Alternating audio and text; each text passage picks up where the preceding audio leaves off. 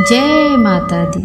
या देवी सर्वभूतेषु माँ दुर्गा रूपेणी संस्थिता नमस्तस्यै नमस्तस्यै नमस्तस्यै नमो नमः। प्रिय भक्तों, आज नवरात्रि का पावन 8वां दिन है और इस दिव्य अवसर पर हम बड़े ही श्रद्धा और भक्ति भाव से श्रवण करेंगे दुर्गा सप्तशती का 13वां अध्याय, जो इस पावन ग्रंथ का अंतिम और अत्यंत महत्वपूर्ण अध्याय माना जाता है। भक्तों, शास्त्रों में वर्णित है कि जो भी भक्त दुर्गा सप्तशती के संपूर्ण पाठ का श्रवण करता है, माँ भगवती उसकी सभी बाधाओं को दूर कर सुख, शांति और समृद्धि का आशीर्वाद देती हैं। तो आइए पूरे भक्ति भाव के साथ हम श्रवण करते हैं दुर्गा सप्तशती का 13वां अध्याय। राजा सुरत और वैश्य को देवी का वरदान। महर्षि मेधा ने कहा, हे राजन, इस प्रकार देवी के उत्तम महात्म का वर्णन मैंने तुमको सुनाया। जगत को धारण करने वाली इस देवी का ऐसा ही प्रभाव है।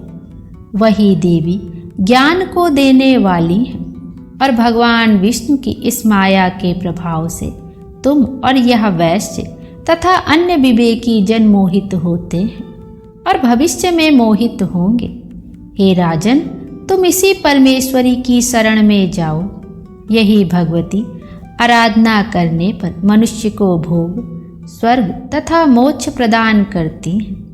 मार्कंडेय जी ने कहा, महर्षि मेधा की यह बात सुनकर राजा सुरत ने उन उग्र व्रत वाले ऋषि को प्रणाम किया और राज्य के छिन जाने के कारण उनके मन में अत्यंत ग्लानि हुई और वह राजा तथा वैश्य तपस्या करने के लिए वन को चले गए और नदी के तट पर आसन लगाकर भगवती के दर्शनों के लिए तपस्या करने लगे।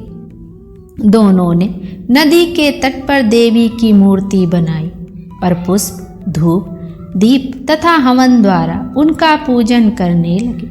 पहले उन्होंने आहार को कम कर दिया, फिर बिल्कुल निराहार रहकर भगवती में मन लगाकर एकाग्रता पूर्वक उनकी आराधना करने लगे। वह दोनों अपने शरीर के रक्त से देवी को बलि देते हुए 3 वर्ष तक लगातार भगवती की आराधना करते रहे। 3 वर्ष के पश्चात जगत का पालन करने वाली चंडिका ने उनको प्रत्यक्ष दर्शन देकर कहा।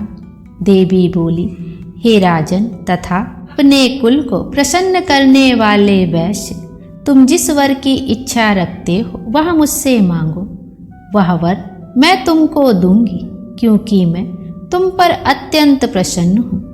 मार्कंडेय जी कहते हैं, यह सुन राजा ने अगले जन्म में नष्ट न होने वाला अखंड राज्य और इस जन्म में बलपूर्वक अपने शत्रुओं को नष्ट करने के पश्चात अपना पुनः राज्य प्राप्त करने के लिए भगवती से वरदान मांगा। और वैश्य ने भी, जिसका चित्त संसार की ओर से विरक्त हो चुका था, अंततः भगवती से अपनी ममता तथा अहंकार रूप आसक्ति को नष्ट कर देने वाले ज्ञान को देने के लिए कहा। देवी ने कहा, हे राजन, तुम शीघ्र ही अपने शत्रुओं को मारकर पुनः अपना राज्य प्राप्त कर लोगे। तुम्हारा राज्य स्थिर रहने वाला होगा। फिर मृत्यु के पश्चात आप सूर्य देव के अंश से जन्म लेकर सावर्णिक मनु के नाम से इस पृथ्वी पर ख्याति को प्राप्त होंगे।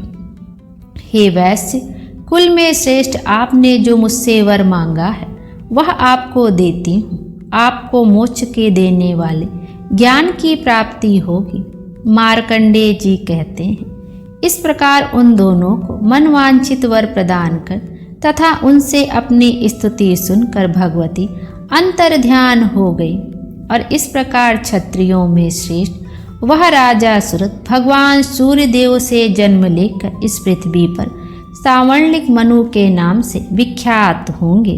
जय माता दी। भक्तों, दुर्गा सप्तशती का 13वां अध्याय यहीं संपन्न होता है। माँ भगवती की कृपा आप सभी पर बनी रहे। जय माता दी।